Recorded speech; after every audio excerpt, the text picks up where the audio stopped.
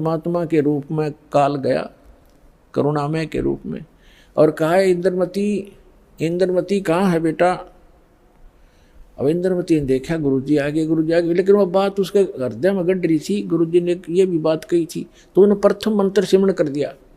वो सारा जो कंप्लीट कोर्स यही है, वो जो आपको दे रखा, उसके प्रथम मंत्र के प्रथम नाम से ही एकदम उसका स्वरूप बदल गया, और ऐसी विकराल चेहरा, लंबे दांत और मोटी मोटी आंख, बेहुद्दी सी विकराल सी शरीर दिखाई दिया।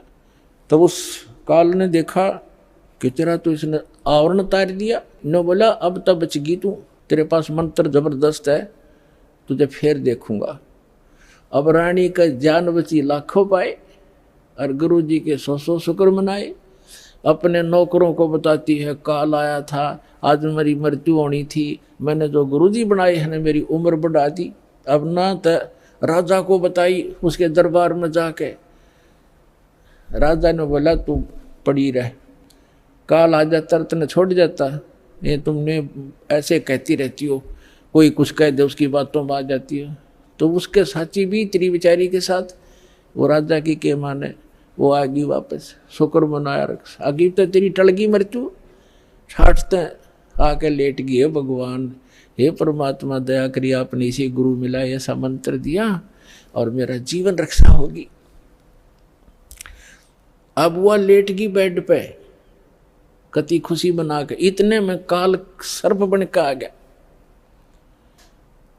सर्प बन के आया और रानी के डस दिया, डसते उसकी आंख खुली, और फिर वो ऐसे ऐसे जाता देखा, उसने शोर बचाया, भागियो, डस ली सर्प ने, डस ली सर्प ने, डस ली। नौकर नौकरानियां आए, बाजे लठले, वो लंबा महल था राजा का, वो जो जाता दिखा सबने, मोरी में से निकल गया। रानी अचेत होगी, मृत्यु को प्राप्त होगी। राजा के घर तक सब प्रकार के वैद्य उपस्थित रहते थे, डॉक्टर बुलाए, वैद्य बुलाए, गार्डू बुलाए, सारा कुछ कर दिया और सब ने मृत घोषित कर दी। तब परमात्मा आ गए, तो नौकर नौकरानियां कहने लगी, जिन देखे थे भगवान उस दिन, वो नौकरानियां कहने लगी महाराज जी आपकी शिष्या को सर्प ने डस दिया, तब सर्प से मृत्यु होगी, हाहाकार मच गई। तो परमात्मा ने एक बहाना सा करा, मंत्र सा बुदाया और कहा उठ बेटी, 1 सेकंड में रानी खड़ी होगी। बोलो सतगुरुदेव।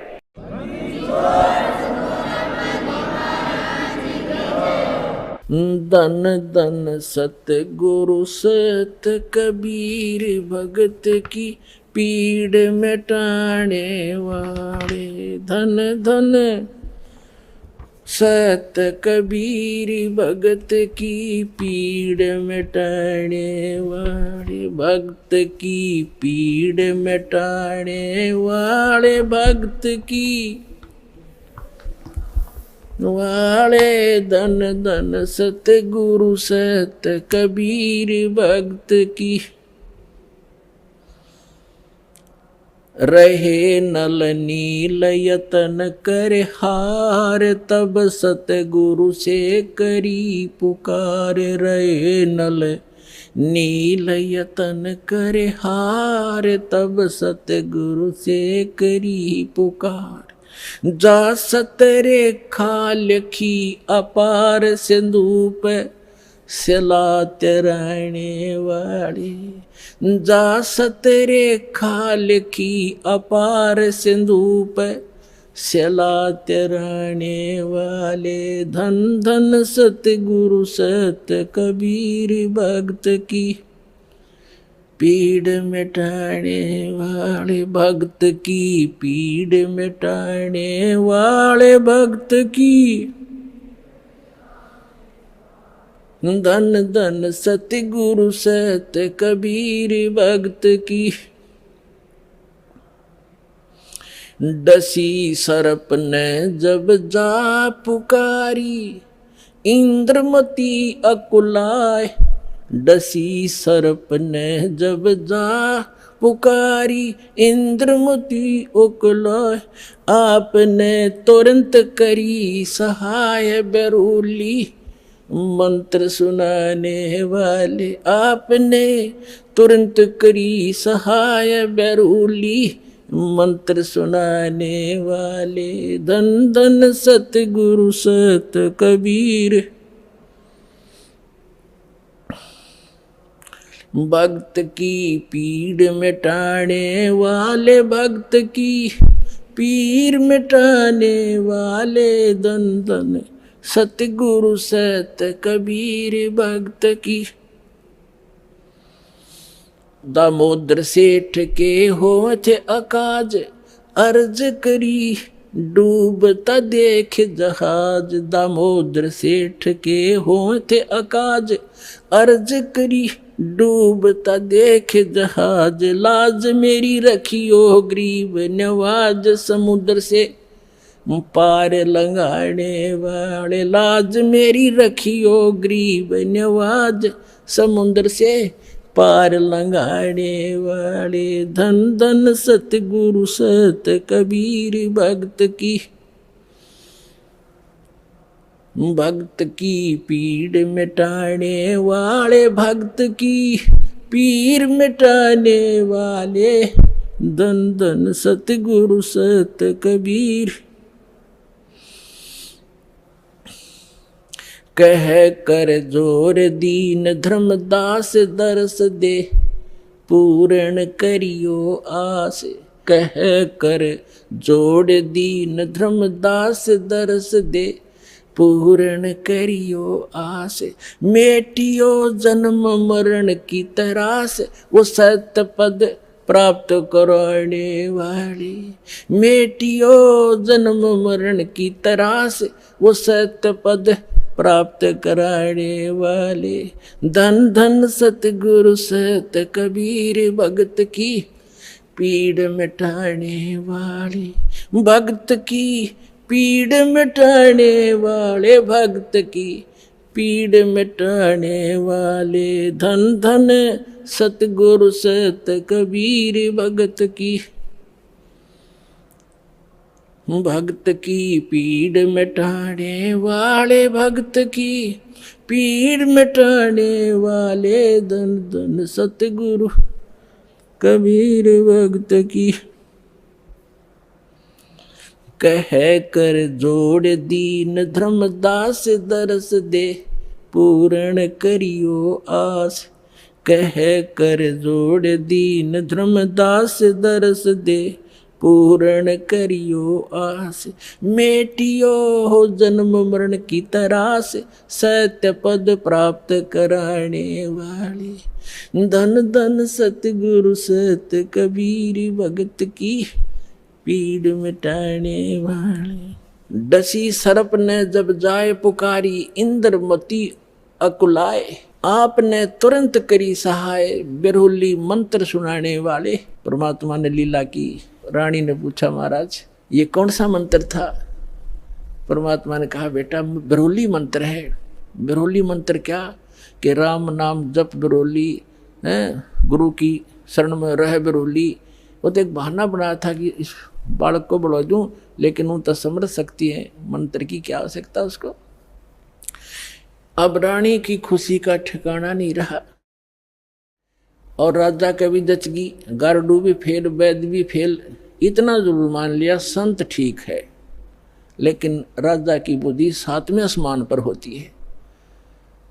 पुण्यकर्मी प्राणी होते हुए भी वो दुर्भागी होता है जो भक्ति नहीं करता, और रानी होते हुए या राजा होते हुए जो भक्ति करते हैं, सत साधना करते हैं, चाहे कैसी भी कर रहा है। परमात्मा कहते हैं, चाहे कोई भक्ति करे कपट की और उसको भी अपनाऊं, और श्याम दाम दंड भेद से ती फिर सीधा मार्ग लाऊं। अब देखो, परमात्मा काल को आने भी नहीं देता, इसलिए आने दिया रानी का जच्चा ना हो। या बात संत जो साची कह गया, परमात्मा समझ रहे थे कि या फिर छोड़ दे हो गुरु, दूसरा गुरु आते ही उसके भी चरण छुआ और उसकी भी आरती तारो। और पुण्यात्मा, गुरु को तजे भजे जो आना, अर्ता पशुआ को फोकट ज्ञाना। परम संत ने छोड़कर फिर वो नकलियां फिर भी आस्था जिसकी है तो वो फोकट ज्ञान श्रद्धा नहीं बनी उसकी। जैसे पति भरता पति से राती, आन पुरुष नहीं भावे।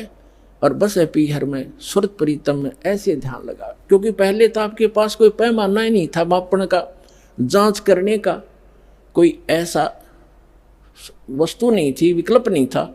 अब दास आपको पहले संत को जांचने के पैमाने देता है कि इससे नाप के देख लियो जिसके पास ये ज्ञान है। जैसे धर्मदास जी भी पहले ऐसी दूसरी साधनाएं करता था। जब परमात्मा ने उसको सच्चा ज्ञान सुना, वो फिर भी बुद्धि भ्रष्ट हो गई थी बीच में, तो फिर परमात्मा मिले नहीं थे। तो उसने सोचा साधु संत के रूप में मिले थे, कोई भी संत मिलता धर्मदास उसके पास जाता और जाते ही कहता महाराज जी ठीक सो, कहाँ आजा बच्चा, ठीक है। तो उसने पूछा जी वो क्या प्रश्न करता था कि ब्रह्मा विष्णु महेश के माता पिता कौन है? तो वो कहता था अरे ये तो अजरो अमर है, सर्वेश्वर है, ये कहाँ से बात उठा लिया? तो तभी उठकर चल पड़ता था कि ना ये संत नहीं है। तो उसके पास एक पैमाना था उनको जांचने का।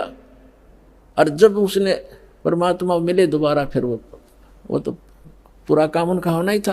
तो पहले तो आपके पास कोई ऐसा था नहीं मेजरमेंट टेप जिससे आप उसको नाप सकते थे, तोल सकते थे, जांच सकते थे। और जब पूर्ण संत मिल जाए फिर भी वो नहीं वास्ता है, वो तो जीवन नाशक है आपके। हाँ, उनको समझाने की चेष्टा करो गुरुजी। पहले जो गुरुजी थे कि भक्त महाराज जी आदर से बोलो, आप गलत दिशा पर जा रहे हो, इन प्रश्नों का उत्तर तो आप दो, और नहीं ताजा मेरे साथ अपना नाम लो, कल्याण कराओ। इतना यारी है उनके साथ, उससे आगे दोस्ती मत रखना। परमात्मा इस काल को नहीं आने देते किसी रूप में, उस घर में झांक भी नहीं सकता काल। तो दाता ने इसलिए छोड़ा था कि अपना कर लेगा काम। इस व्यक्ति का भी यकीन हो जाएगा, नया जीवन फिर नाश कर देगी, बीच में डूब देगी सारी कहानी ने। तो उसके बाद ऐसा दृढ़ विश्वास हुआ उस लड़की के, और परमात्मा बिना कुछ भी दिखाई नहीं दे। ना वो राजा मना करे फिर, इसका तो जीवन दान मिल गया मेरी रानी का इस संत से। परमात्मा आते जाते रहे घर पे, ज्ञान सुनाते, भोजन करके उसको उद्धार करते, उसका धर्म बनवाते। तो एक दिन रानी ने कहा कि महाराज मेरे पति को भी समझा दो। अच्छा बेटा बुला ले उसको। राजा बुला लिया। परमात्मा लागे समझाने के भाई परमात्मा की भक्ति करनी चाहिए, और ये राजपाट सदा नहीं रहता, एक दिन मृत्यु भी होएगी, परमात्मा की भक्ति करते रहना। तो राजा क्या कहता है, महाराज जी देखो मैंने तो पार्टी अटेंड करनी पड़ती है, क्यों गुटी सूटी लानी पड़ती है, और मेरे पास समय नहीं है। लेकिन मैं आपकी चेली न मना नहीं करता, कितना या दान करो और कितना सत्संग करवा लो, मेरे बस की बात नहीं है भक्ति भक्ति करना। परमात्मा ने समझा देखो राज भी करो भक्ति भी करो। भक्ति में क्या लगता है, आप पार्टियों में जाते हो, शराब मत पियो। वैसे तो साधु संत हो जाएंगे, पार्टी सुहावें को नहीं आपने, फिर भी किसी कारणवश जाना पड़ जाता है तो वहाँ काजू खाओ, किशमिश खा लो, वही बादाम खा लो और सेब संतरे खा लो। ये शराब डंगा क्यों पियो? तो बहुत समझा, अग्नि महाराज जी मेरे बस की बात नहीं, फिर देखूंगा। कुछ दिन के बाद परमात्मा ने फिर प्रार्थना करी, बार बार रह कर समझाया, मान्या नहीं। लास्ट में ये कह दिया कि महाराज जी देख मुझे ना कहा करो आप, और आपकी चेली ने मैं मना नहीं करता, चाहे सारे खजाने लुटा दे, और मैं कति बाधक नहीं बनता इसके बीच, मेरे बस की बात नहीं। तो परमात्मा कहते कबीर पिछले पाप से हरि चर्चा ना सुहावे, और कह ऊँगे कह उठ चले ना और बात चलावे। तुलसी पिछले पाप ते हरि चर्चा ना भावे, जैसे जबर के बेग ते भाई भूख पैदा हो जा। तो जिसके पाप गणे बढ़ जाते हैं उन्हें राम नाम की वो मनुखा दाख भी कड़वी लगती है। जैसे जबरग्रस्त रोगी को मनुखा दाख सेब संतरे रोटी भी कड़वी लगती है, वो मीठी वस्तु भी उसको कड़वी महसूस होती है। बुखार ने उसके शरीर की व्यवस्था इतनी बिगाड़ दी। इसी प्रकार पाप कर्मों से ग्रस्त प्राणी इस परमात्मा की मनुखा दाख सेब को खा नहीं सकता। उसके लिए तरीका है, जैसे कुनीन होती है मलेरिया का नाश करने के लिए, और कुनीन भी कड़वी, बुखार को सेट करने के लिए जिससे कड़वी वस्तु लग, उसके लिए कड़वा ही खाना पड़ेगा, न चाहते हुए फांकी मारनी पड़ेगी, और उस कड़वी दवाई खाने से रोग नाश हो जाएगा, फिर वो मीठी लगने लग जाएंगी। इसी प्रकार ये सत साधना भगवान की कथा ना चाहते हुए सुनते रहना चाहिए, फिर वो रोग नाश हो जाएगा। कुछ पाप ऐसे होते हैं जो परमात्मा के सच्ची ज्ञान के सच्चे वचन से, परम संत के वचन से, मुख से बोले हुए वचन से वो शीघ्र नाश हो जाते हैं, और फिर वो भूख जागृत हो जाती है भगवान की कथा की। ऐसे बहुत से व्यक्ति हैं, शुरू शुरू में वो सुनते भी नहीं थे, अब आज 500 किलोमीटर से चलकर और 10 में दिन यहाँ आ जाते। अब उनका पाप कर्म का बुखार उतर गया। अब परमात्मा ने कहा था कि बेटी आज तू 40 वर्ष की थी जब तेरी डेथ होनी थी। उसने कहा जी हाँ बिल्कुल ठीक 40 वर्ष की थी जिस दिन मेरे को सांप लड़ा, सर्प डसा। और अब मैं चाहूँगा जब मरेगी तू, काल नहीं मार सकता तुझे। अब वो रानी होगी 80-82 वर्ष की। वो 1-2 बार उसने खुद भी कहा महाराज अब मुझे तो भेज दो सतलोक, सारा काम हो लिया। परमात्मा बोले बेटी देख ले कोई पोता पोती में आस्था तो नहीं है तेरी, कार कोठी में, घोड़े कोठी में, दैया आस्था रहेगी ना ऊपर। यहाँ तो तू फॉर्मलिटी करेगी और ऊपर जाकर तो कति तेरी बार दिखाई देगी शीशे की तरह, फिर वापस पटकनी पड़ेगी। मैंने अगना जी आप तो अंतर्यामी हो, मेरे कोई मन में नहीं है, मैं तो कति फारिग हो रही हूँ, अपने ज्ञान ऐसा दे दिया, मृत्यु तो होनी ही है, चलते हाथ पाँव हो जाओ और अच्छा है। तो जब वो 80-82 वर्ष की होगी तब परमात्मा ने कहा कि ले चल इंद्रमती सतलोक चलते हैं। चलो जी। अब परमात्मा अकेले आए थे और किसी को नहीं दिखाई दे रहे थे, और इंदुमती को दिख रहे थे। वो चलेगी, औरों के देखने लगे रानी मर गई, क्या हो गया, पेरानी हार्ट फेल हो गया, कुछ भी कहते रहो, वह गई अपन उसको पता भी नहीं तो मरी है। तो मान सरोवर है ऊपर एक, यहाँ पर मान सरोवर है। उस मान सरोवर पर जाकर कुछ दिन के लिए इस जीव को वहाँ रखा जाता है। वहाँ रखने के बाद फिर इसकी भावना देखी जाती है ये अभी कितनी और कमज़ोर है। तो वहाँ जब मान सरोवर पर जा लिए उसमें स्नान कराया जाता है। कुछ आवरण जो गंध है हमारे आत्मा के मैल, वहाँ परमात्मा के मंत्रित जल से भी ठीक होते। तो बाहर आकर बैठ गई रानी स्नान करके, और परमात्मा ने पूछा बेटा अब फिर देख ले कोई आस्था तेरे नीचे के लोक में तो नहीं किसी की, तेरी संपत्ति में। तो उसके मन में एक बात खटकेगी कि हे महाराज आपके ज्ञान से मुझे तो बहुत कुछ जानकारी होगी, लेकिन संसार की दृष्टि में जो मेरा पति है, अब तो मुझे अपने ओरिजिनल पति का पता लग गया। परम अक्षर ब्रह्म वो हमारा पति है, लेकिन शरीर का जो पति है वो बहुत बड़ी आदमी था, लेकिन उसकी नालायकी है मालिक, उसने भजन नहीं किया। लेकिन आज जो मुझे उपलब्धि हुई है उसमें उसका बहुत बड़ा सहयोग है मेरे पति का। उसने मुझे मना नहीं किया। यदि वो मुझे मना करता तो पत्नी तो अपने पति के विवश होती हैं, वो आपको भी प्रवेश नहीं करने देता समर्थ था, और मुझे भी भक्ति से वंचित करा देता। उस देवता ने कोई बाधा नहीं करी। यदि उसका कोई क्रेडिट बना हो इस काम का तो मेरी प्रार्थना है भगवान उसको भी शरण में लेना। पुण्यात्मा परमात्मा जान गए कि यह भी कमजोरी ये है। जैसे कल बताया था, एक वृद्ध व्यक्ति डॉक्टर के पास चला गया, कमजोर सा होता ही है वृद्ध, मांस खत्म, अस्थि पंजर शेष। डॉक्टर से कहने लगा डॉक्टर जी मेरी पिंडी भड़के हैं, पिंडियों में दर्द होता है, पिंडलियों में। डॉक्टर ने देख लिया, अब दूर रहते हैं, कमजोर वीकनेस के कारण है कि कमजोरी है बाबा। फिर कहने लगा जी मेरी सांथल भी दर्द करती है। डॉक्टर बोला कमजोरी है बाबा। मेरे सिर में दर्द रहता है डॉक्टर जी। डॉक्टर बोला जी कमजोरी है। फिर बोला मैं खड़ा होता हूँ चक्कर सा आता है। डॉक्टर बोला कमजोरी है। वो वृद्ध गुस्सा हो गया, ने बोला तू डॉक्टर है गम चक्कर एक के बाद जाना है, कमजोरी कमजोरी कुछ और भी बतावेगा।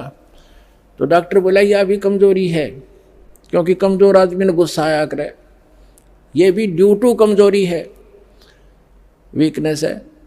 तो पुण्यात्मा परमात्मा जानेंगे अज्ञा भी कमजोरी है जो या बोल रही है, आज उसके प्रति इसका लगाव शेष है या आप भी डूबेगी। तब कहा बेटा तू यहाँ रुक कुछ दिन। अब राजा 90 वर्ष का हो गया था, अट्टा कट्टा शरीर, अच्छे खावे खादू, लावे गुटी, किसमस बादाम और लाल चेहरा। अब ने सोचा था 100-125 वर्ष तो जिया ही करें न खूब।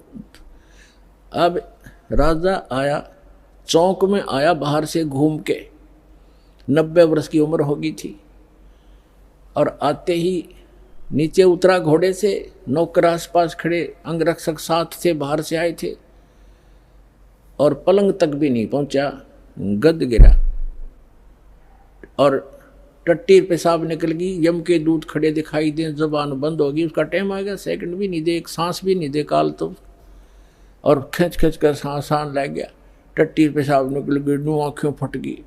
वैद्य बुद्धों ने अपनी सारी जंतर मंतर कर लिए, सारी दवाई दे दी, फिर वो समझ गए कि अब इसका अंत समय है।